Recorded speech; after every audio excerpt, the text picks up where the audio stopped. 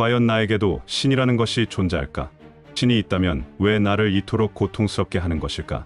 왜 늘 신이라는 존재는 고통의 끝에서 나를 기다리고 있는 것인가? 신은 단 한순간도 당신을 포기한 적이 없다. 신의 진정한 뜻을 안다면 당신은 모든 것을 갖는다. 당신이 하는 모든 이야기가 부자의 언어. 하는 일이 잘 안 될 때마다 사람들은 신이 죽었다고 말한다. 신은 죽는 존재가 아니다. 신은 우리가 그를 외면한 채 사는 동안에도 언제나 똑같은 자리에서 우리를 어떻게든 돕고자 최선을 다하는 존재이다. 신의 도움을 받을 수 없었던 이유는 우리가 그의 방식을 따르지 않았기 때문이다. 신은 포기를 모른다. 애초부터 신에게는 포기라는 단어가 없기 때문이다. 그러므로 우리가 무언가에 도전해 쉽게 포기한다면 신의 의지를 저버리는 일과 같다. 이 영상에 나오는 이야기를 어떻게 받아들일지는 전적으로 당신에게 달려있다. 당신은 비난을 할 수도 있고 찬사를 할 수도 있다. 하지만 무엇보다 중요한 것은 당신이 하는 지금의 생각이 당신의 앞날을 비출 것이며 당신이 내뱉는 말이 당신의 인생이 될 것임을 명심하라. 신께서는 우리의 생각과 말대로 우리 인생을 살 수 있도록 돕는다. 그게 어떤 것이든 그렇게 되게 한다. 우리가 하는 말과 생각에는 부메랑 효과가 따른다. 지금 우리가 살고 있는 방식이나 형편은 10년 전 우리가 생각하고 말한 것과 동일할 것이다. 내가 누군가를 모함하면 나 또한 누군가에게 모함을 당할 것이다. 아무도 알 수 없는 선행을 한다고 해도 신은 모든 것을 알고 계시다. 그 선행의 부메랑도 반드시 다시 나에게 돌아온다. 다만 한 가지 규칙이 있다. 악행의 부메랑보다 선행의 부메랑 속도가 좀 느리다는 것이다. 신은 그 선행의 가치를 당신이 고난과 고통 속에서 오적거릴 때야 기회로 일러준다. 그것이 우리의 진실된 참나를 만나는 과정이기 때문이다. 신이 우리를 돕는 방식은 늘 그러하다. 수만 수천 가지의 기회를 우리 주변에 놓아준다. 절대로 직접 돕지는 않으신다. 그 이유는 우리의 가능성을 이미 알고 계시기 때문이다. 당신이 나는 신이 주신 기회가 없었어 라고 말하고 싶다면 다시 한번 되짚어보라. 분명 다른 기회가 있었을 것이다. 하지만 그것을 외면한 채 당장의 시익을 쫓아 그 기회를 묵살시켜버렸을 것이다. 어떻게 신이 주신 기회를 잡을 수 있냐고 묻고 싶을지 모른다. 하지만 그 또한 신께서 이미 당신에게 수차례 알려주셨을 것이다. 느낌으로 직감으로 수천 수만 번을 당신 내면의 문을 두드리셨을 것이다. 때로는 양심으로, 때로는 후회로 몇 번이고 당신이 알아차릴 수 있게 일러주셨을 것이다. 지금까지 아무런 인기척도 느끼지 못했다면 좀 더 심도 있게 내면의 소리에 귀 기울여보라. 신은 당신을 기다리고 계신다. 포기하지 않고 우리의 계획을 굳건하게 나아간다면 신은 기회로서 우리를 기꺼이 도울 것이다. 하지만 꼭 기억하라. 무언가를 먹기도 전에 배가 부르길 바라는 자에게 굳이 수절하는 기회를 놓아주지 않으시다. 아주 작은 움직임만으로 내 인생 전체가 바뀌길 바라는 자에게는 날개라는 기회를 달아주지 않으시다. 유행을 바라는 자에게는 곁에 놓인 날개조차 눈에 보이지 않는 법이다. 오직 유행만을 쫓는다면 잠깐의 행복을 얻을지언정 그 유행 속에 붙어있는 고통이 따르리라. 내면의 진실성을 깨닫지 못한 채 외형적인 면을 쫓는 자에게는 그 외형으로부터 오는 고통을 맛보게 하는 것이 신의 역할이다. 신은 누구에게도 복종을 강요하지 않으시다. 신은 우리를 한평생 노예로 살아가게 창조하신 분이 아니시다. 그 때문에 우리는 신에게조차 복종을 할 필요가 없는 존재이다. 우리가 복종해야 할 유일한 존재는 자신의 내면에 거하고 있는 무한한 가능성이다. 그 가능성을 하나씩 꺼내 세상에 내비추는 일이야말로 우리가 세상에 태어난 이유이자 목적이다. 그것이 신이 우리를 창조하신 이유이자 나를 인간으로 만드신 목적이다. 세상에 하찮은 인간은 없다. 하찮은 생각이 하찮은 인간을 만들 뿐 처음부터 하찮은 인간은 이 세상에 단 한 명도 없다. 물론 신은 똑같은 가능성을 주지 않으셨다. 각자의 존재에 맞는 가능성을 심어주셨다. 우리는 그 가능성을 하나씩 파헤치는 일에 열의를 다하며 인생을 살아가야 한다. 행복은 추구하는 것이 아니다. 행복은 그냥 갖는 것이다. 우리가 신이 주신 목적을 위하여 자신의 내면의 가치를 탐구하는 일에 열의를 다할 때 행복은 저절로 온몸에 퍼지게 된다. 성공은 멀리 있는 것이 아니다. 이미 내 안에 존재하고 있다. 성공은 단 한계가 아니다. 크기를 달리하여 무한대로 존재하고 있는 것이 성공이다. 그 하나하나의 성공을 맛보며 사는 것이 바로 인생인 것이다. 성공과 실패는 반대말이 아니다. 실패를 수차례 해본 사람들에게서만 성공자가 나온다. 실패가 없으면 성공도 없고 성공이 없으면 실패 또한 존재하지 않는다. 실패를 피하고 성공을 했다면 그것은 진정한 성공이 아니다. 거듭된 실패를 겪은 자야말로 아주 단단한 성공의 자리를 지킬 힘을 얻는다. 행복과 불행도 반대말이 아니다. 불행 속에서도 행복을 발견할 수 있는 참된 진리를 신은 늘 숨겨두고 계신다. 우리가 왜 절망의 끝에서 신을 만나는지 아는가? 우리가 아직 인생을 포기할 때가 아니라는 것을 신께서 알려주기 위함이다. 언제나 쉬운 것은 재미가 없는 법이다. 신은 인생의 재미를 여러 방면으로 느낄 수 있도록 설계해 두셨다. 내가 가던 길이 막다른 골목이라면 되돌아오면 그만이다. 아무리 막다른 골목을 만난다 하더라도 우리에겐 다른 길이 또 존재한다. 우리가 포기하지 않고 다른 문을 두드려 볼 때 신은 기회로서 다시 길을 만들어 주신다. 길이라는 것은 내딛는 자에게만 생겨난다. 한 발짝도 움직이지 않은 채 걱정만 하는 자에게는 있던 길도 사라지게 할 것이다. 걱정은 한가한 자들에게 주는 숙제이다. 걱정만 한다고 해서 나아지는 게 없다는 것을 알게 하기 위한 신의 전략이다. 목표를 향해 끊임없이 나아가는 자들에게는 걱정에 할애할 시간을 주지 않으시다. 그들에게는 남들이 주어가지 않은 기회까지도 앞에 놓여지기 마련이다. 호흡하라. 더 크게 호흡하라. 끊임없이 신의 힘을 들이마시고 신과 함께 호흡하라. 우리가 살아있는 한 신은 우리를 포기하지 않으시다. 우리가 우리 자신의 힘을 인정해주면 신께서도 우리의 가능성을 더 빠르게 인정해 주신다.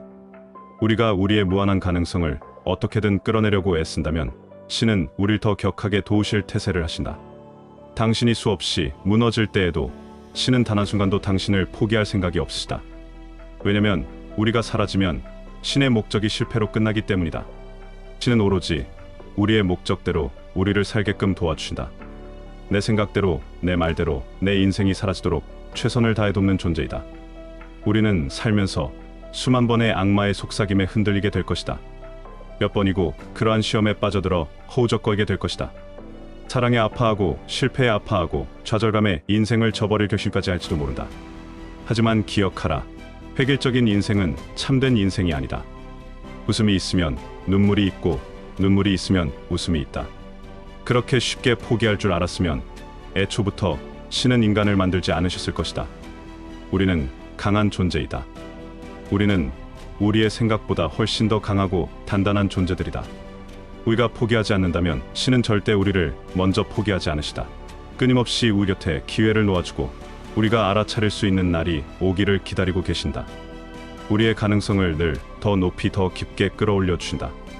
내 자신의 내면의 가능성을 믿어라. 그것이 신을 믿는 일이다. 우리 자신이 바로 우리 인생을 설계하는 무한한 힘을 가진 창조자이다. 이제 우리의 날개를 서서히 펼칠 때가 되었다. 오직 자신의 의지에 복종하고 자신의 의지에 기대어라. 내 의지를 바로 세우는 것이 신이 주는 기회를 잡는 일이다. 신은 오직 그러한 방식으로 우리를 돕는다.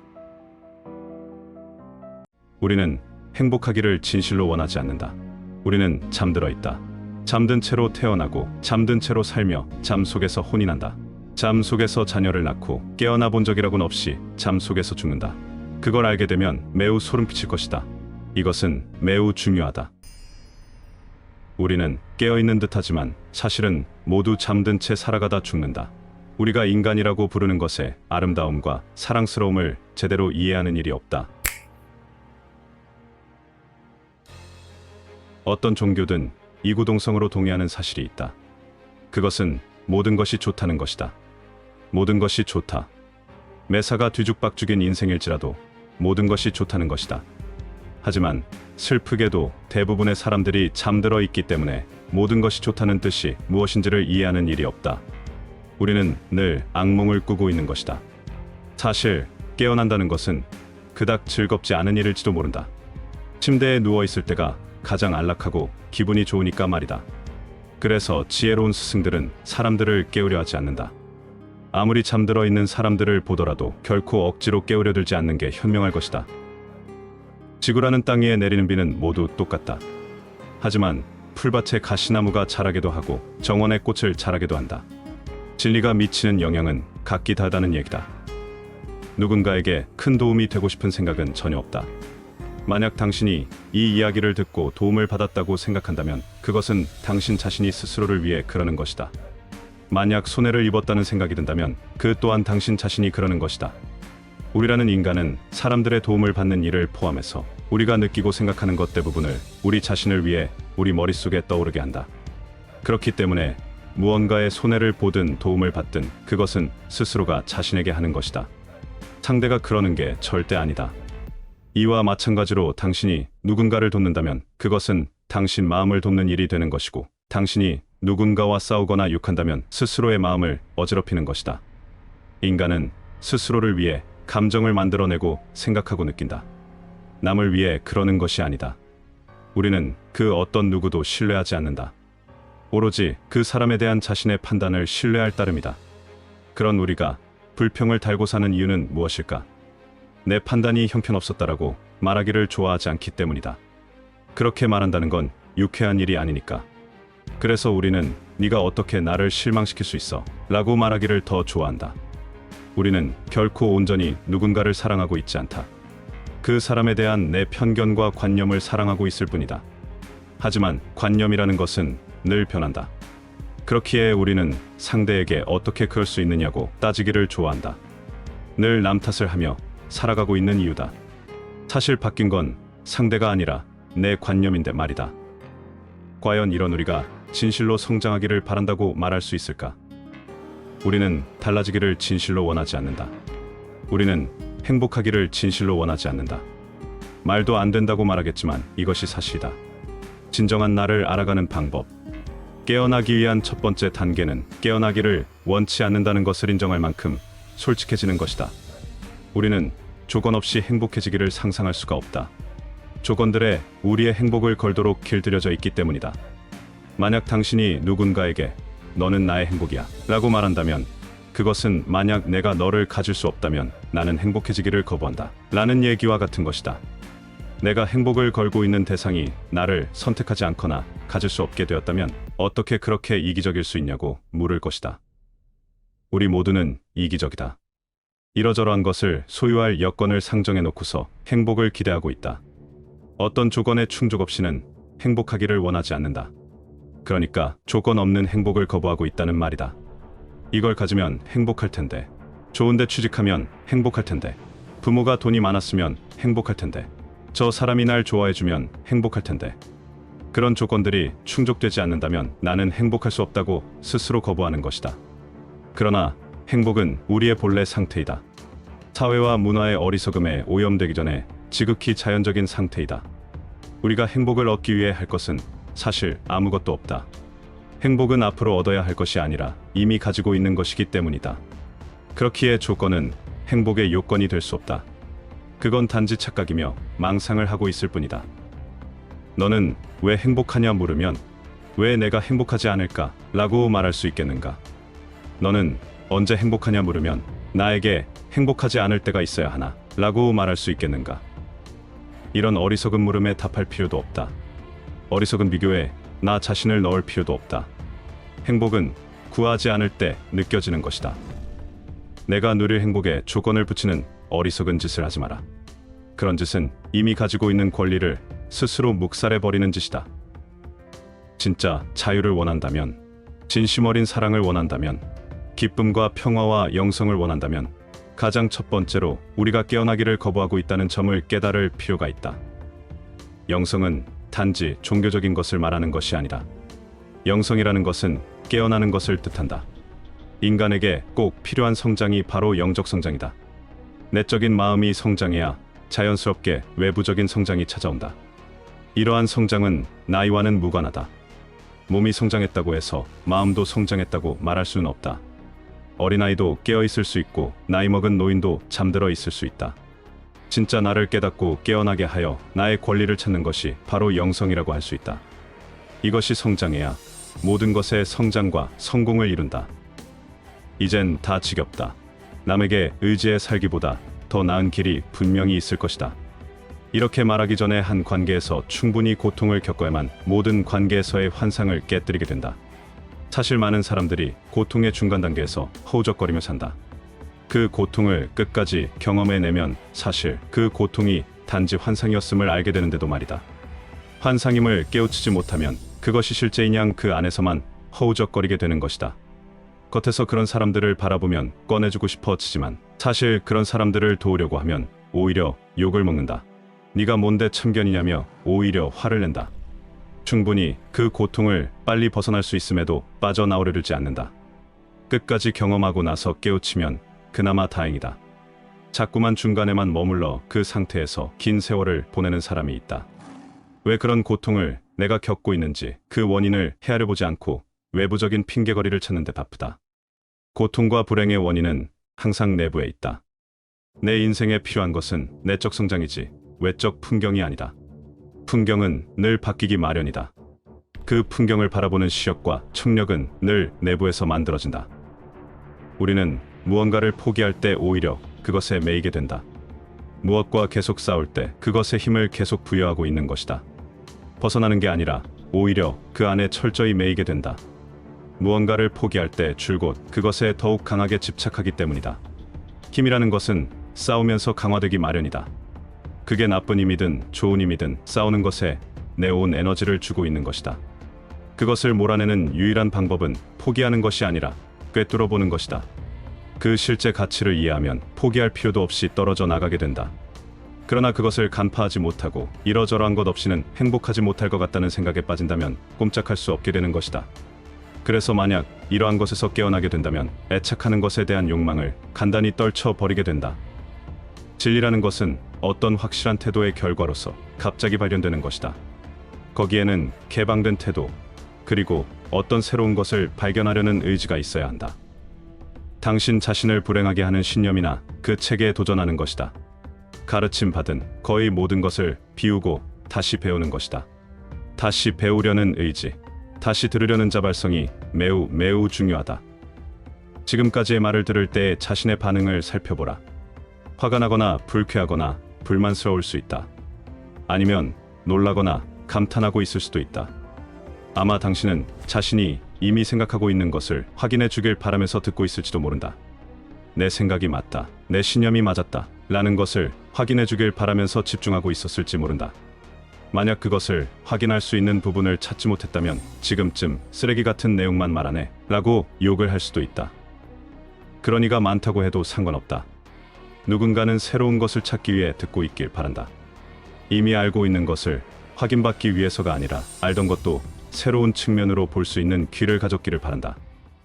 이것은 매우 중요하다. 잠을 자고 있는 사람들에게는 정말 어렵다.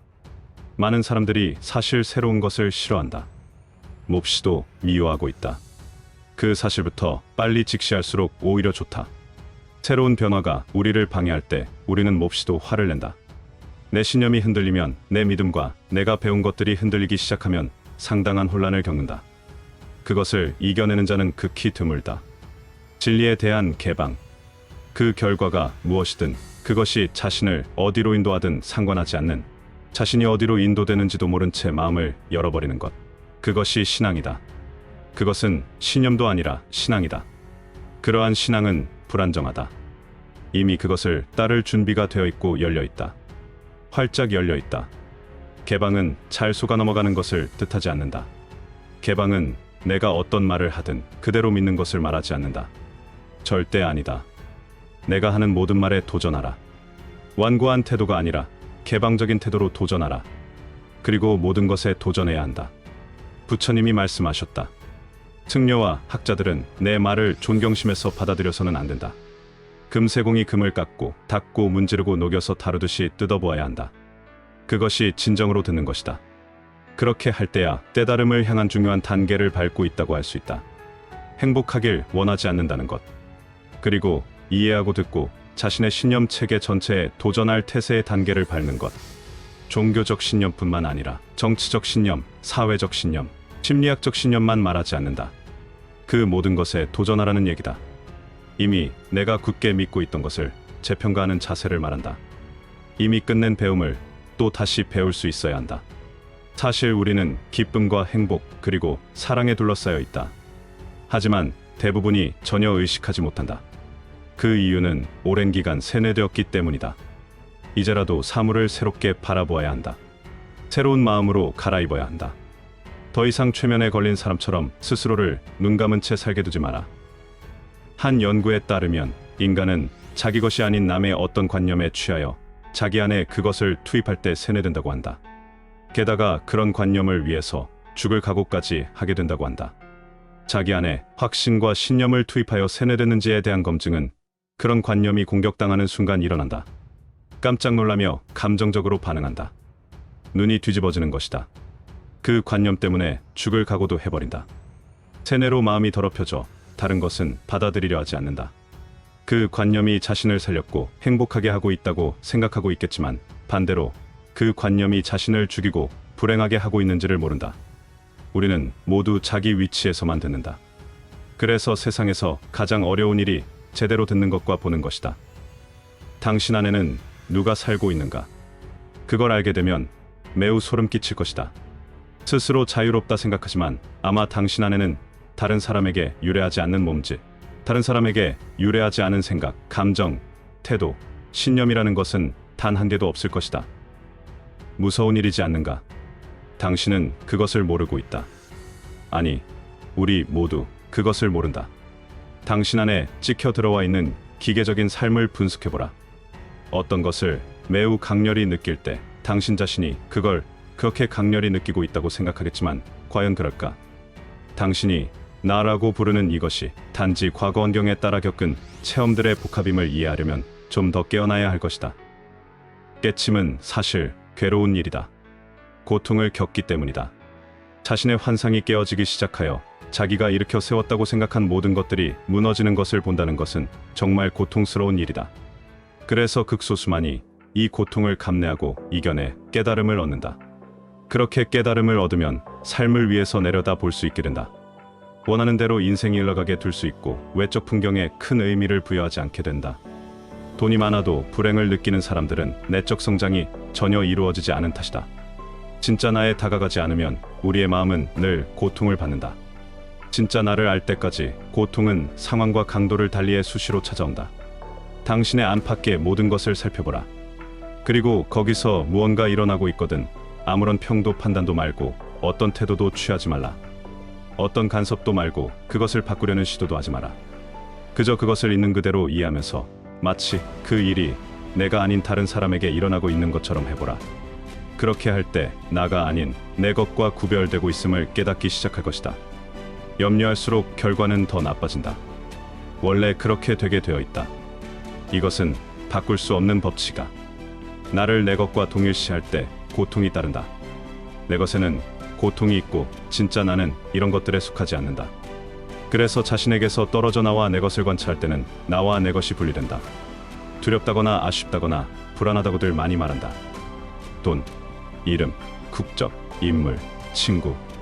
그것들과 동일화하지 않을 때 나는 결코 그럴 우려가 없는 것이다. 내 것을 생각할 때 두려움과 불안이 따르지만 진짜 나를 생각하면 그런 것이 나를 괴롭힐 수 없게 된다. 고통을 생각해보라. 분명 당신은 매우 간절히 원하는 것이 있을 것이다. 그렇지 않다면 괴로울 리가 없다. 그 갈망은 무엇일까? 그것은 단순한 갈망이 아니다. 거기에는 동일시가 있다. 어떻게든 당신은 자신에게 나의 행복, 거의 나의 존립까지 이 갈망과 결합되었다고 말하고 있는 셈이다. 나라는 것은 내가 가진 몸 그 이상의 것이다. 생각이 나도 아니다. 생각은 늘 변화하고 오고 간다. 우리 몸의 세포는 매분마다 수백만 개의 세포들이 달라지고 새로워진다고 한다. 그러니까 몸을 이루고 있는 것들도 내가 아닌 것이다. 관찰자는 변하지 않는다. 그러니 내가 변할 일은 죽어도 없다. 진실은 내 것들이 변하는 것이지 나는 변함이 없는 것이다. 관찰자인 나는 집착이 없는 바탕 위에서 모든 것을 즐긴다. 내 것을 즐기지만 그것에 달라붙어 있지 않는 것이다. 나에게 일어나는 풍경들을 즐기며 바라볼 뿐이다. 내 것이 나와 멀어진다고 해도 나의 연주는 계속되는 것이다. 풍경이 바뀐다고 슬퍼할 이유도 붙잡을 이유도 없다. 그것이 깨어남이다. 모든 가르침에서 벗어나 스스로 자문한다. 자신에게로 돌아와 자신을 관찰하는 것이다. 관찰되어지는 존재가 아닌 관찰자인 나를 깨닫는 것이다. 그리고 모든 것이 내가 만들어낸 환상임을 알아가는 것이다. 어떤 비를 맞고 싶은가? 온 몸의 가시를 돋게 하는 그런 비를 맞고 싶은가? 아니면 꽃을 피우는 그런 비를 맞고 싶은가? 어떤 것에 내 힘을 부여하고 싶은가? 어떤 풍경이 내 인생을 채워주길 바라는가?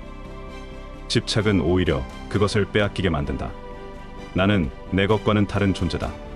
진짜 나에게는 이미 충분한 권리가 주어져 있다. 왜 말도 안 되는 조건을 달아 그 권리를 스스로 침해하려 하는가? 진짜에 다가가 보라. 관찰자인 나를 관찰해 보라. 지금까지의 배움에서 벗어나 다시 배우고 다시 듣고 보라. 모든 것을 새롭게 보고 새롭게 들으라. 그런 노력에 의한 깨우침은 당신을 자연 그대로의 행복 속에서 살게 해줄 것이다. 다시는 이전으로 돌아가지 않게 될 것이다. 진짜인 내가 나를 만나길 간절히 기다리고 있다. 그렇다면 우리는 신을 어떻게 만날 수 있을까? 우주와 인류 창조의 궁극적인 목적은 무엇인가? 이것이 곧 신과도 같으며 궁극의 진리라 할 것이다.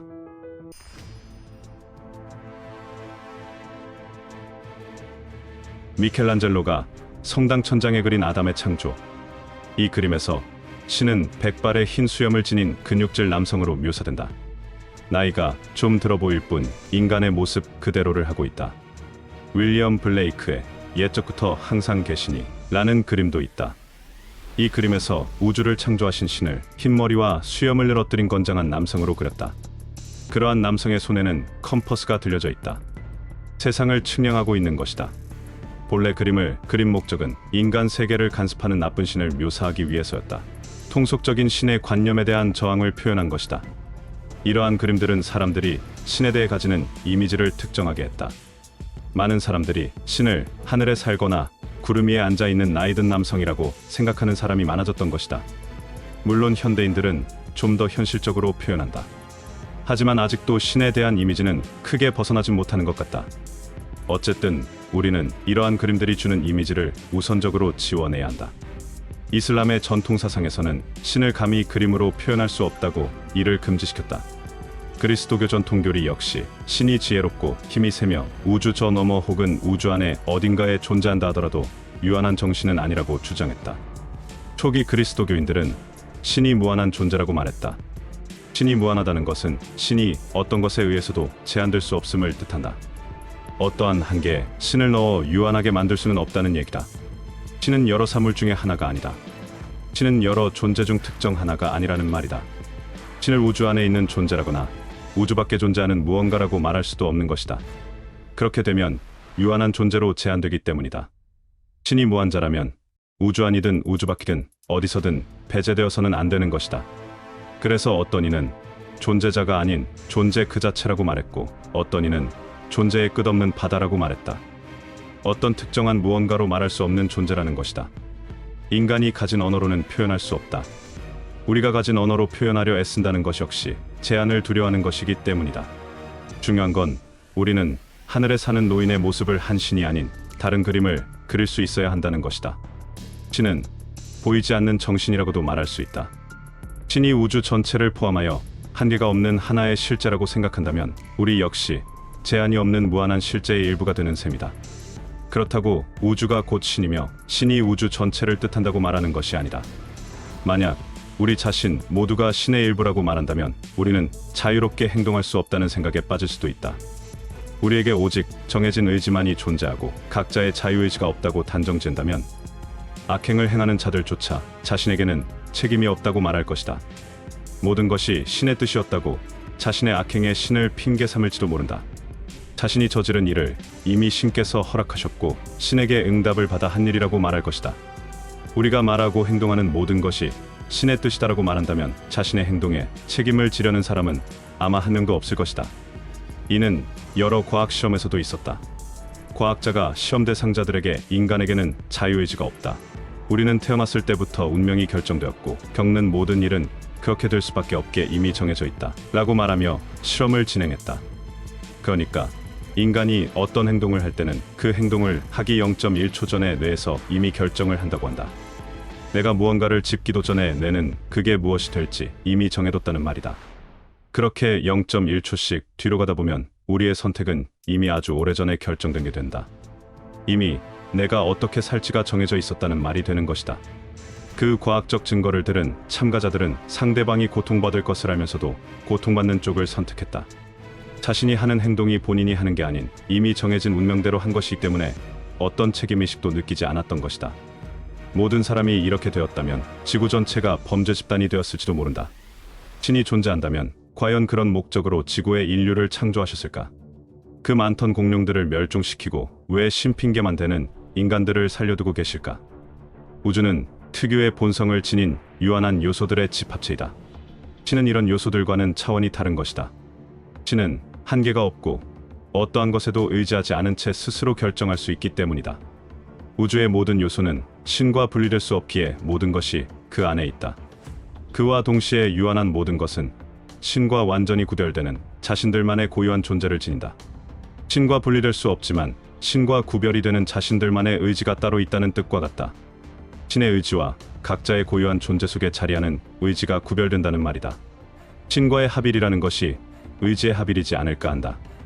오해의 소지가 있겠지만 신은 우주의 무한한 원천 혹은 우주의 기원이라 말할 수 있다.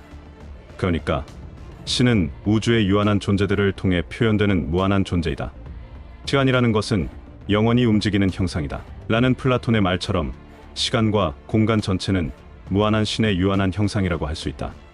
신은 형상이 없이 모든 것에 존재한다는 뜻과 같다. 그렇다면 우리는 신을 어떻게 만날 수 있을까? 시인들은 시적 언어라는 특별한 방식으로 자신이 느낀 바와 세상에 대한 고유한 관점을 불러내고 전달하며 표현한다. 옛 고승이나 철학자 그리고 사상가들의 말들은 시적인 표현이 많다. 구구절절 산문처럼 길게 말을 늘어놓지 않는다. 진리라는 것은 사실 아주 단순하기 때문이다. 한 단어로도 자신이 느낀 진리를 표현한다. 진리는 어떻게 다가오는 것인가? 진리를 담은 딱 한 문장이 한 사람의 인생을 바꿔놓기도 한다. 그 구절을 읽는 이의 삶에 대한 관점, 주변에서 일어나는 일과 사물을 느끼고 알아차리는 방식, 그리고 세계에 대한 이해를 바꿔놓는다. 읽는 이가 그것을 받아들일 충분한 준비가 되어 있다면 말이다. 음악에서도 그리고 회화에서도 느낄 수 있다. 똑같은 그림을 보더라도 각자 느끼는 바가 다르다. 아무 의미도 느끼지 못하고 그냥 지나치는 사람이 있는 반면 몇 시간이고 그 그림 앞을 떠나지 못하고 그 그림이 무엇을 뜻하고 있는지를 보려 그 안으로 들어가 그림의 세계를 파헤쳐보는 사람도 있다. 작가의 관점에서 보려는 시도를 하는 것이다. 보는 사람의 준비 상태에 따라 그것에서 진리를 찾기도 하고 전혀 못 찾기도 한다. 신에 관한 언어도 마찬가지다. 신에 관한 언어는 어떤 관점, 세상을 대하는 특정한 태도, 세상을 향한 헌신과 반응을 담고 있다. 그렇기에 우리 스스로 이 언어를 이루고 있는 말들, 이 언어를 나오게 한 체험들, 이 언어가 전달하고자 하는 비전을 배우고자 할 때, 적어도 이해하려고 노력하고자 할 때 우리는 이 언어를 이해할 수 있게 된다. 여기서 말하는 언어란 메마른 학문적 언어가 아니다. 종교를 가진 자들은 예배와 기도를 말할 것이며 종교를 가지지 않은 자들은 내면의 소리를 말한다고 볼 수 있다.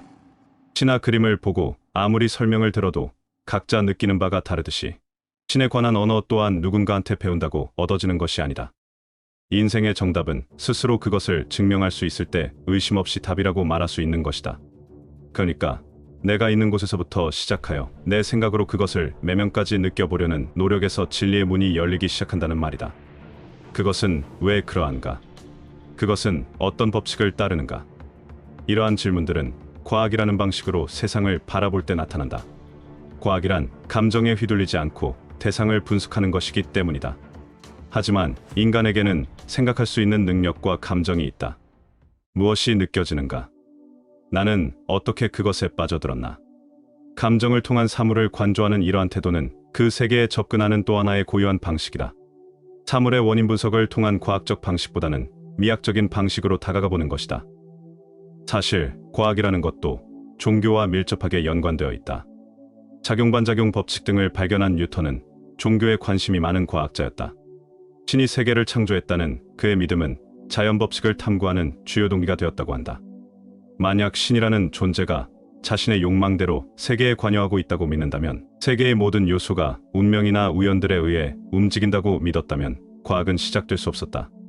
신이 창조의 목적을 가지고 우주에 대한 진리를 우리가 납득할 수 있는 방식으로 말해줄 수 있다고 믿을 때야 비로소 과학이 시작되는 것이다. 결정적인 증거는 없지만 지금까지 일어났던 일들은 어떤 목적을 향하는 과정을 전제했을 때에만 이해할 수 있다. 자, 그렇다면 우주에 인류가 존재하는 궁극의 진리에 다가가는 방법은 무엇일까? 궁극의 진리라는 것은 지금까지도 그랬고 지금도 그러하며 앞으로도 그러할 것을 말한다. 바뀌지 않는 영원한 것을 진리라고 말한다. 영원한 진리라는 것은 어찌 보면 신의 언어라고도 할 수 있다. 모든 종교, 철학자, 과학자, 그리고 명상가들, 그들이 말하고자 했던 인간다움, 성공과 참된 인생의 진리는 모두 일치한다. 이 책에서는 네 가지로 말하고 있다. 그것은 행복과 지식, 그리고 창조적 자유와 사랑이다. 우리는 원한다면 불행, 무지, 게으름, 이기심을 선택할 수도 있다. 그리고 많은 사람들이 어느 정도 그렇게 하고 있다. 이를 두고 종교인들은 이 세상이 죄 가운데 있다고 말한다. 많은 사람들이 실제로 가치 있는 것을 선택하는데 실패한다. 대부분이 소중한 가치를 배우기보다 성가신 상황을 마주하고 싶어 하지 않기 때문이다. 창조적 활동을 하거나 남을 돕기보다는 그저 내가 더 대접받으며 삶을 수동적으로 즐기고 싶어 한다. 하지만 그런 사람들도 행복과 지식, 창조성과 사랑이 같이 있음을 알고 있다. 모두 가졌지만 무언가 자꾸 빠진 듯한 느낌이 든다면 아마 이 네 가지 중 하나가 부족해서 오는 현상일 것이다. 행복과 슬픔 중 무엇이 나은가? 지식과 무지 중 무엇이 나은가? 발전과 도태 중 무엇이 나은가? 절대다수가 전자를 택할 것이다. 무엇이 나은지를 알고는 있으나 우리는 그렇지 않은 것을 택할 때가 많다. 단지 그 순간을 벗어나고 싶기 때문이다. 하지만 말 그대로 순간을 벗어날 뿐이지 그 상황을 완전히 벗어날 수는 없다. 그 상황은 스스로의 의지에 의해 바꾸지 않는 한 계속 반복될 것이다. 몸만 빠져나왔을 뿐 마음은 아직 그곳에 머무르고 있기 때문이다. 인간은 우주적으로 보면 극히 미미하고 하찮은 존재다. 우주를 다룬 영화들을 보면 우주 공간에서는 지구가 얼마나 작은지 알 수 있다. 그 지구 안에서 살고 있는 인간은 얼마나 더 하찮은가. 하지만 수백만 광년 길이의 우주가 아무리 경이롭다 할지라도 의식 있는 존재가 훨씬 더 가치가 있다. 크기가 큰 게 전부는 아니지 않는가. 아무리 크고 경이롭고 아름답다 하더라도 아무에게도 그 가치를 인정받지 못한다면 그것은 가치 없는 존재일 뿐이다. 모든 사물은 그것을 알아주는 누군가가 존재할 때 그 가치의 진가를 갖는다. 의식되지 않는 우주는 별다른 가치를 갖고 있지 못한다. 인간이 우주를 의식하지 않는다면 우주의 경이로움은 없는 것이다. 의식적으로 가치를 부여하는 것, 그것이 행복이다. 가치는 과정의 끝자락에만 존재하는 것이 아니다. 가치를 실현하는 과정 자체가 가치가 될 수 있다. 등산의 가치는 꼭 정상에 올라가야만 생기는 것이 아니다. 등산을 하는 그 과정 자체도 등산이 되기 때문에 그대로 가치가 되는 것이다. 하지만 헬리콥터를 타고 산 정상의 단숨에 올랐다면 어떨까? 그것을 등산했다고 말할 수 있는 사람은 아무도 없다. 등산에 걸맞는 가치는 그런 것에서 찾아볼 수 없는 것이다. 그런데도 우리는 산 정상에만 목적을 두고는 누가 헬리콥터 안 태워주나 기다리다 세월을 보낸다. 가치라는 것은 산을 걸어서 올라가는 그 행위 자체가 되는 것이다. 인간은 그러한 가치를 느낄 때 깊고도 긴 행복감을 느낀다. 유혹이나 반대를 무릅쓰고 활동을 멈추지 않는 것을 우리는 덕이라고 부른다. 우주의 목적은 의식을 가진 존재가 자유롭게 덕을 추구하면서 행복을 발견할 때 그때 드러나는 것이다. 모르는 게 약이지. 나는 시키는 대로 하면 되는 아랫사람이니까 굳이 어려운 결정을 내릴 필요는 없지. 지금 모습 그대로 유지해도 만족해. 인류는 이러한 상황을 너무나 자주 접해왔다. 지식이란 책에서만 얻어지는 것을 말하지 않는다. 인생을 살면서 사람과 장소, 벌어지는 상황을 통해서 얻어지는 지식을 말한다. 그러한 경험들에게서 얻어지는 지혜가 많아질수록 명확한 통찰력이 생긴다.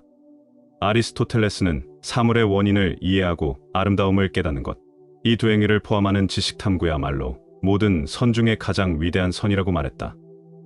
창조적 자유라는 것은 스스로의 결정에 의한 능력 발휘를 말한다. 특출난 무언가를 말하는 것이 아니라 각자가 가진 고유의 능력을 스스로 발휘해내는 것이다. 여기서 말하는 사랑은 누군가에 빠지는 뜨거운 감정을 말하는 것이 아니다. 자신과 전혀 관련 없는 사람들에게 아무런 감정 없이 베푸는 그런 선행도 아니다. 다른 이의 삶과 밀접하게 얽혀 함께하는 일을 뜻한다. 타인의 감정을 공감하고 세상과 조화를 이루는 것이다. 공감을 한다는 것은 타인을 나처럼 여기는 것과 같다. 즉, 나와 너가 따로 없는 것이다. 우주는 그 자체 구조 안에서 목적을 가지고 있다. 이 목적은 진화 자체의 내적 방향과도 일치한다. 우주가 존재했던 첫 순간부터 목적은 있었고 시간이 흐르며 점차 펼쳐져 더 복잡하고 가치 있는 새로운 특성들을 만들어낸다. 우주가 진화하는 전 과정은 지식과 창조성 그리고 사랑과 행복을 발견하는 인간 사회를 빚어냈다. 인간 존재가 우주가 지향하는 목적의 일부일지도 모른다. 우주가 목적을 지니고 있다면 이 우주는 자신의 활동으로 행복을 추구하는 이성적 존재에 기대어 있는 것이다. 물론 이러한 말을 반박하는 사람도 있을 것이다. 하지만 우주가 자신의 목적을 표현한다는 말은 충분한 타당성을 가진다. 인간이 전체 우주와 비교해서 그 크기가 극히 작다는 점은 아무런 문제될 게 없다. 충분히 그 우주의 의지를 발현하고자 노력하고 있기 때문이다. 신이 창조한 인류의 자유로운 활동으로 선이 실현되는 새로운 그림을 받아들여야 한다. 신의 목적은 외부 존재에 의해 임의로 이 세계에 부과된 계획이 아니라 세계 자체의 내적 방향이며 목표이다. 각 시대를 살던 철학자와 신학자들 그리고 일반인들을 포함한 수백만 명의 사람들이 유한한 사물과 사건을 통해 무한하고 영원한 실제가 드러남을 이미 경험했고 지금도 경험하고 있고 앞으로도 경험할 것이라는 것이다. 그들 스스로가 진리를 발견하고 증명했고 같은 방향을 알려주고 있다. 우리가 여전히 진리를 구하고 있는 이유는 아직 그 경지에 오르지 못했기 때문이다. 진리는 스스로 입증해내야만 진리가 된다. 한 알의 모래에서 세계를 보고 한 송이 들꽃에서 하늘을 본다. 너의 손바닥으로 무한을 쥐고 찰나의 순간에 영원을 담는다. 이 말들에 어떤 의미가 담겨 있는지 깨닫는다면 당신은 이미 신이 우리에게 어떠한 의미가 있는지를 묻고 있다고 할 수 있다.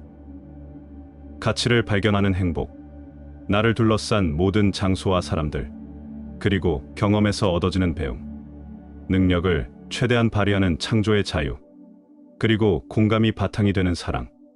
이러한 내적 목표가 달성되면 그때서야 외부 존재가 생겨난다. 이것이 곧 신과도 같으며 궁극의 진리라 할 것이다. 모든 진리는 스스로 증명할 때 진리가 된다. 나는 누구인가? 나란 존재가 왜 중요한가? 우주란 무엇인가? 내 미래는 이미 존재하는가? 사실 이건 좀 반갑지 않은 이야기일 수 있다. 그러나 한 가지 눈에 띄는 게 있다. 모서리에 쥐가 있다고 가정해보자.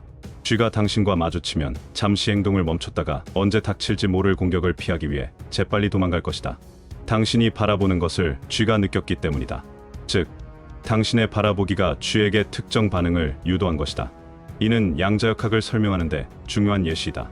관측되지 않는 한 파동처럼 행동하던 광자와 전자가 관찰자가 등장하는 순간 입자로 보인다는 양자이론. 두 가지 특성, 즉 파동과 입자는 동시에 가질 수 없다. 어느 한편만으로만 가진다. 쥐와 마찬가지로 광자와 전자도 누군가 자신을 바라보는 것을 느낄 수 있을까?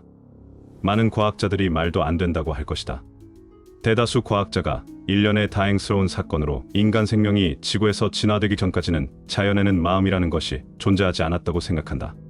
자연은 무작위적이고 마음이 없다는 것이 수세기 동안 진리라 여겨져 왔다. 하지만 현대에 이르러 저명한 물리학자 프리먼 다이슨과 같은 사람이 이런 말을 한다. 실험실의 원자는 무생물이 아니라 스스로 움직이는 활성체처럼 행동한다. 이들은 양자역학의 법칙에 따라 예측할 수 없는 방법으로 둘 중 하나의 가능성을 선택한다. 선택할 수 있는 능력을 보인다는 것은 모든 원자에 어느 정도 마음이 내재해 있는 것으로 보인다. 이 말은 매우 대담한 발언이다. 그는 원자가 무언가를 선택한다고 주장하는데 그러려면 선택을 위한 마음이 있어야 한다는 것이다. 그는 우주 자체가 마음을 나타내 보인다고 말한다. 원자가 구름이나 나무, 코끼리와 전혀 다르게 행동하는 것이 아니라 단지 다르게 보일 뿐이라는 것이다. 햇빛에 드러난 공기 중의 먼지 알갱이들은 완전히 무작위로 움직인다고 묘사할 것이다. 과연 아무런 이유 없이 무작위한 결과가 나올까? 자, 높은 건물에 올라가 밑으로 보이는 거리를 바라보고 있다고 가정해보자. 좌회전하는 차량이나 우회전하는 차량이 몇 대가 될지는 누구도 예측할 수 없다. 확률은 50대 50이다. 그런데 이 경우 겉모습이 우리를 속이고 있다는 걸 알 수 있다. 차 안의 운전자마다 그들이 좌회전이나 우회전을 한 데는 그럴 만한 이유가 있을 것이기 때문이다. 어떤 회전도 무작위 운동이라고 간주할 수 없는 것이다. 겉에서 볼 때는 우연이지만 차 안의 운전자 입장에서 볼 때는 그의 선택에 의한 결과가 되는 것이다. 외면으로 보는 것은 그저 무작위로 보여지는 결과일 뿐이다. 하지만 언제나 그 내면에는 결과를 만들어내는 원인이 따르게 된다. 선택과 우연의 차이를 알아야 한다. 과학계에서는 우연이라는 개념이 매우 지배적이다. 그래서 사물과 관련해서 선택의 가능성을 터무니없다고 여기기도 한다. 태양빛 속에 떠다니는 먼지 티끌은 은하들 사이를 무작위로 떠다니는 별먼지와 똑같다. 하지만 그들 중 일부는 매우 특별한 운명을 맞이했다.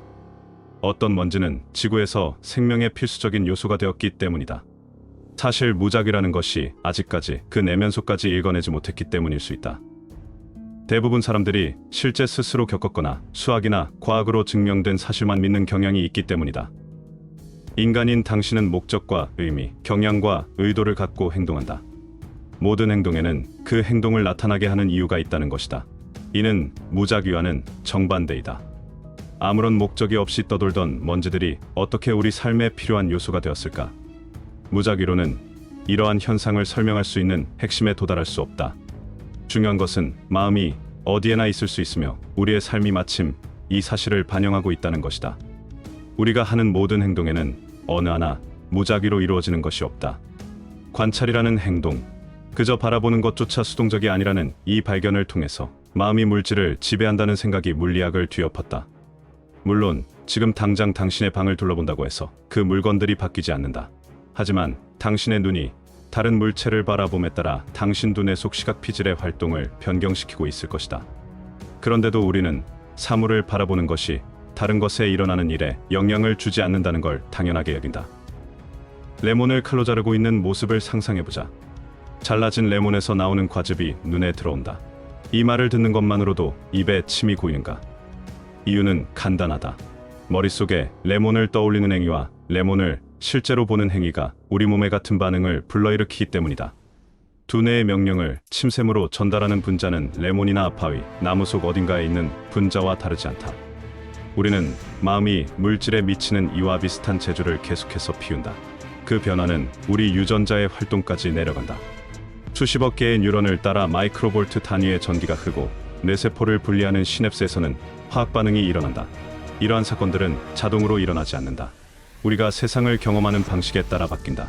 우리의 눈과 귀와 같은 감각기관을 통해 관측된 것만이 우리가 현재까지 알 수 있는 사실이다. 우주라는 공간도 아직까지 5% 이내밖에 관측하지 못하고 있다고 하지 않는가? 그 나머지 부분은 어둠의 상자 속에 있다. 누군가에도 관찰되지 않으면 그것은 존재하는지 존재하지 않는지도 모른 채 미궁 속에 남는다. 하지만 경험은 보이지 않는 것도 볼 수 있는 중요한 요인이 된다. 아인슈타인이 공간, 시간, 물질과 에너지, 그리고 중력의 암호를 풀 수 있었던 것은 시각적 이미지의 경험 덕분이었음을 잊어서는 안 된다. 우주란 무엇인가? 어떤 것이든 우리와 무관한 것이 진짜로 존재할 수 있을까? 대답은 아니오이다. 하나의 소립자에서 수십억 개의 은하에 이르기까지, 빅뱅에서 우주의 종말까지 실제한다고 알려진 모든 것은 관측과 관련이 있으며 그것들 모두가 인간 존재와 관련이 있기 때문이다. 그러니 우리의 경험 영역을 넘어서 뭔가가 존재한다면 우리는 그것을 영원히 알 수 없을 것이다. 우주가 있기에 인간이 존재하지만 또한 인간이 있기에 우주가 존재하는 것이다. 관찰자가 없으면 그 어떤 대상이라도 존재의 여부가 파악되지 못한다. 인간이라는 나라는 존재가 그만큼 위대한 역할을 한다는 것을 알아야 한다. 인간의 삶 속에서 상태의 변화는 전체적으로 일어난다. 극적인 상태 변화를 겪을 때조차 당신은 당신의 세포 속에서 벌어지고 있는 미세한 물리적 과정을 관찰할 수는 없다. 기쁨이나 불안을 만드는 뇌의 특정 영역을 뇌 스캔으로 찾아낼 수 있다고 쳐도 우리가 경험하는 것은 매우 주관적이며 결과에 이르는 전 과정이 아니라 최종 결과뿐이다. 그러나 한 가지 눈에 띄는 게 있다. 뭔가 사건이 일어났다는 것은 상태의 변화가 일어나기 시작했다는 것을 의미한다. 예를 들어 누군가 내 집 문 앞에 서 있고 그가 문을 두드린다. 그가 뭐라 말을 하고 당신의 마음이 반응한다. 그에게 문을 열어줄지 말지에 대한 신체적인 반응이 뒤따른다. 마음의 반응으로 행동이 온다. 간단히 말해서 마음이 물질보다 항상 먼저다. 인간 세상에서만 우리는 이것이 진실임을 확신한다. 당신을 사랑합니다 라는 문장을 말하면 그 사람의 몸을 이루는 물질적인 것들이 특정한 방식으로 반응한다. 나 너랑 헤어지고 싶어 라는 소리를 들으면 아까와는 다른 방식으로 반응하게 된다. 누군가가 사랑스런 눈으로 당신을 바라보면 당신의 볼이 빨개질 수 있다. 그런데 그 누군가가 다시 당신을 무관심하게 쳐다보거나 적대적으로 변한다면 당신의 심장이 빨리 뛰기 시작할 것이다. 단지 그 사람이 당신을 쳐다보기만 했는데도 당신의 신체가 그에 따른 반응을 하고 있다는 뜻이다. 신체의 화학물질이 단지 바라보는 것만으로 반응하고 있다. 관찰자 문제가 양자물리학 속에서 독특한 지위를 갖는 이유는 관찰자의 행위가 입자들을 시간과 공간 속에 존재하게 만들기 때문이다. 그러니까 양자 영역과 현실 자체가 심리적 요소를 갖고 있다고 말할 수 있다. 자연은 이중적이다. 주관과 객관, 양쪽을 갖고 있기 때문에 어떤 상황도 양쪽 관점에서 볼 수 있다. 문을 두드린 그 사람을 볼 때 그의 키나 몸무게, 머리 색상 등을 객관적으로 보거나 그의 말을 주관적으로 들을 수 있다. 하지만 객관이라는 게 절대적 객관일 수 있을까? 모든 것이 우리의 관점을 뒤섞어 버리기 때문이다. 법정에서 말하는 범죄 목격자의 증언은 믿을 수 없기로 악명이 높다. 우리 마음속에서는 우리를 위협하는 사람이 더 크게 보이게 되는데 이로 인해 범인이 실제 얼마나 큰지를 객관적으로 평가하기 쉽지 않기 때문이다. 하이젠베르크는 우리가 관찰하는 건 자연 그 자체가 아니라 질문하는 방식에 노출된 자연일 뿐이다 라고 말했다. 우리가 말하는 객관적이라는 것은 완벽히 객관적일 수가 없는 것이다. 관찰자는 관찰되는 것과 분리될 수 없다. 자연은 우리가 구하고자 하는 것을 우리에게 주기 때문이다. 우주는 우리가 바라는 모습대로 이루어져 있다. 누구도 파동함수 붕괴를 본 적이 없다. 관찰할 수 있는 게 아니기 때문이다. 양자 물체들은 상식적인 인과율의 법칙을 따르지 않는다. 이런 사실을 종합하면 물질로 가득 찬 우주가 아니라 물질로 변할 가능성이 가득 찬 신비한 우주라고 말할 수 있다. 우주의 마음을 가로막는 주된 장애물은 마음은 항상 자신의 주관성에 의해 오염된다는 가정이다. 같은 물질을 관찰하더라도 주관에 의해 다르게 해석되지 않던가. 그 다르게 해석된 원인으로 다른 결과물이 탄생한다. 내 주관성의 오염도에 따라 현실에 대한 만족감이 달라질 수 있는 것이다.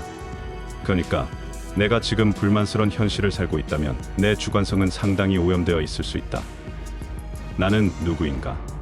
사실 이건 좀 반갑지 않은 이야기일 수 있다. 나라는 사람 역시 다른 사람의 주관성에 의해 오염된 결과물이 되어 있을 수 있다.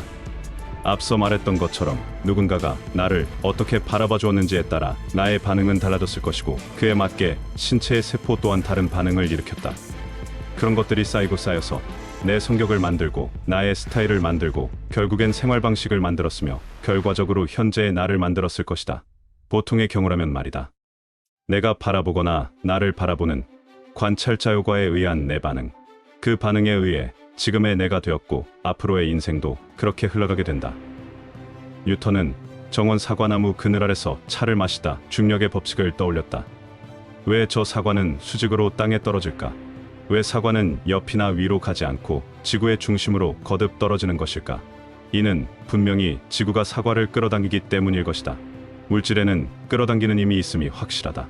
그리고 지구의 질량 속에 끌어당기는 힘의 합은 지구의 어떤 측면도 아니라 중심에 있어야만 한다. 물질이 그렇게 물질을 끌어당긴다면 이건 물질의 양에 비례해야만 한다. 그러므로 지구가 사과를 끌어당기는 것처럼 이 사과 역시 지구를 끌어당긴다. 뉴턴은 이렇게 결론을 내리게 된 것이다. 이것이 뉴턴의 유명한 일화이다. 끌어당기는 것은 물질의 양에 비례한다. 에너지 역시 그에 비례한 물질을 끌어당긴다. 0은 아무것도 없다는 뜻이지만 수학에서 무는 단지 하나의 숫자일 뿐 존재의 절망을 나타내는 기호는 아니다. 인생에서 내가 이룬 것은 0이야 라는 말은 절망적인 푸념일 수 있다. 하지만 방정식으로 1 빼기 1은 0으로 전혀 절망적이라고 할 수 없다. 또한 마이너스 1 더하기 1도 0이다.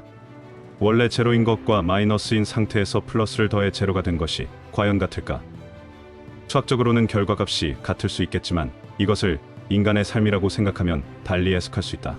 그 속에는 보이지 않는 경험이 들어가기 때문이다. 그 경험에는 표현할 수 없는 플러스 요인들이 있다. 현재의 값이 0이라고 해서 완전한 0으로만 보기 힘들다는 얘기다.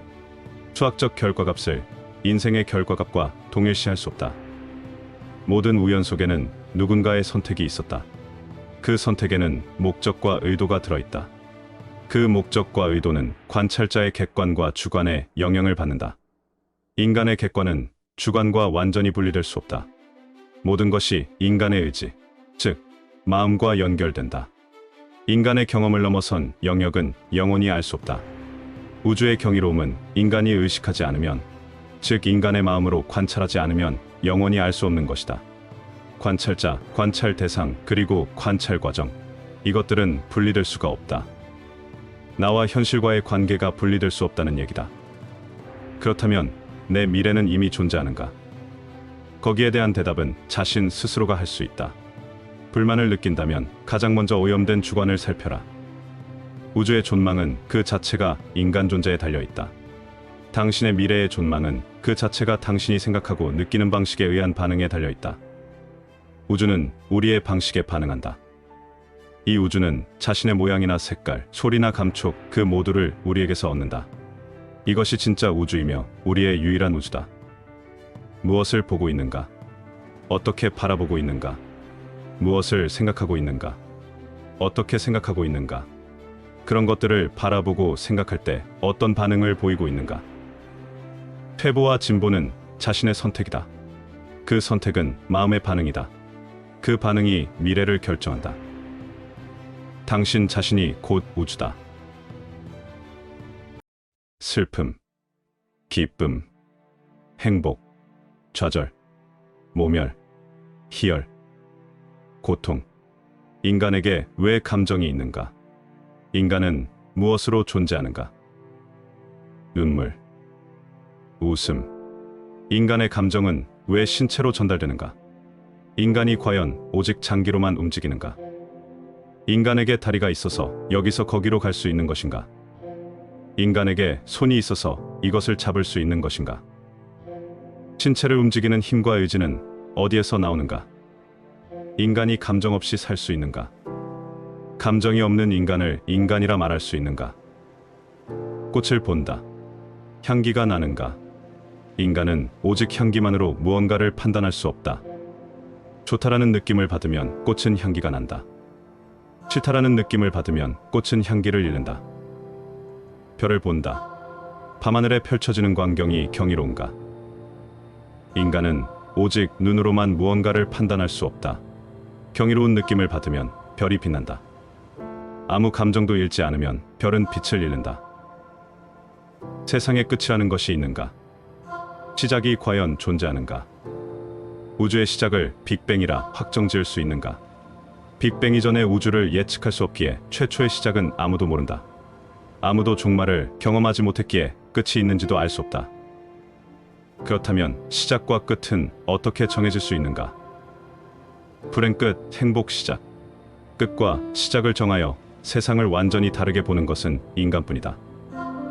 세상을 뒤집는 것은 오직 인간의 감정뿐이다. 이 세상은 무엇으로 돌아가는가? 돈으로 돌아가는가?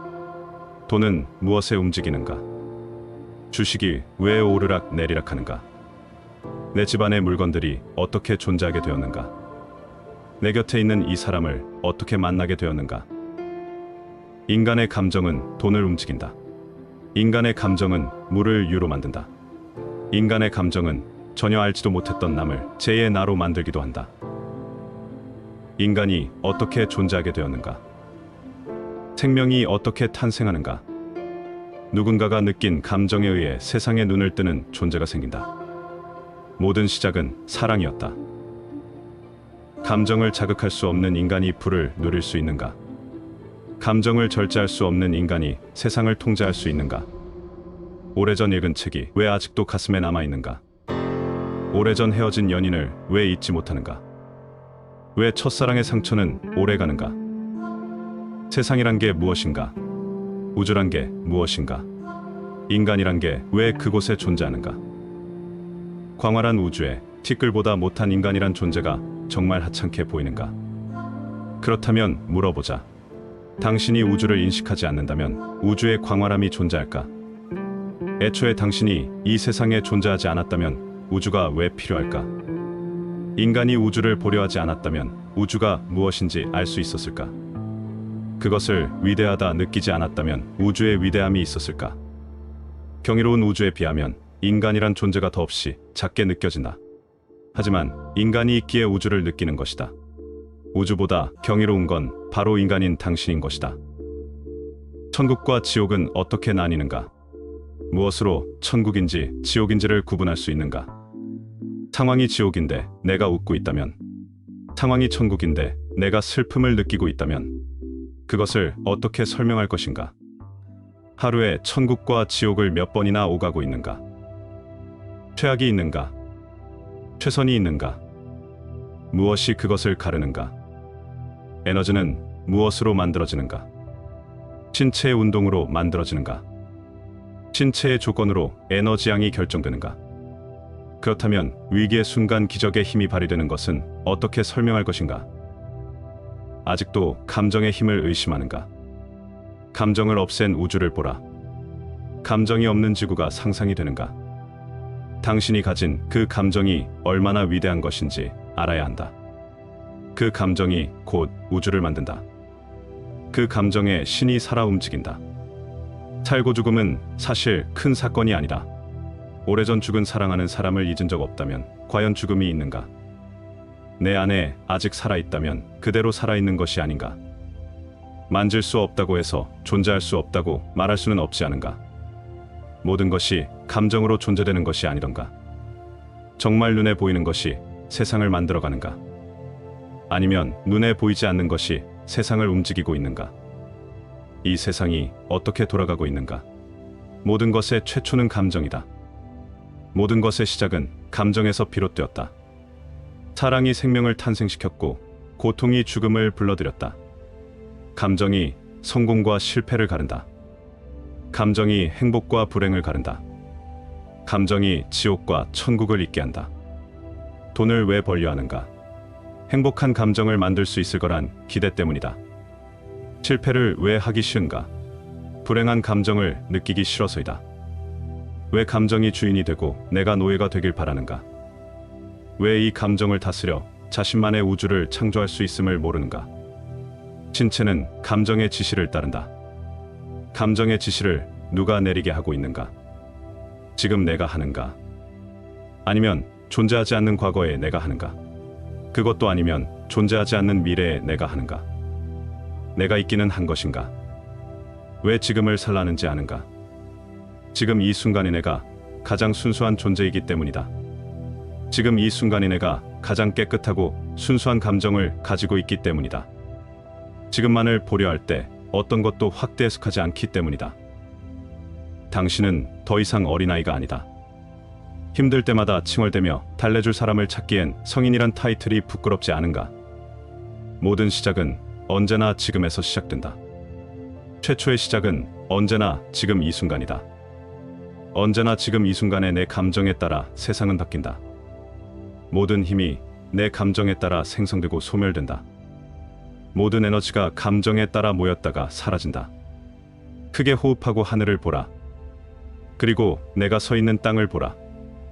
아무것도 바뀌지 않았다. 하지만 여기 있는 바로 내가 다시 최초를 이룬다. 내 감정이 나를 몇 번이고 새롭게 탄생시킨다.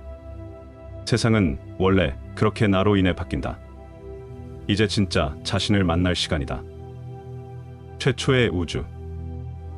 이제 다시 시작한다.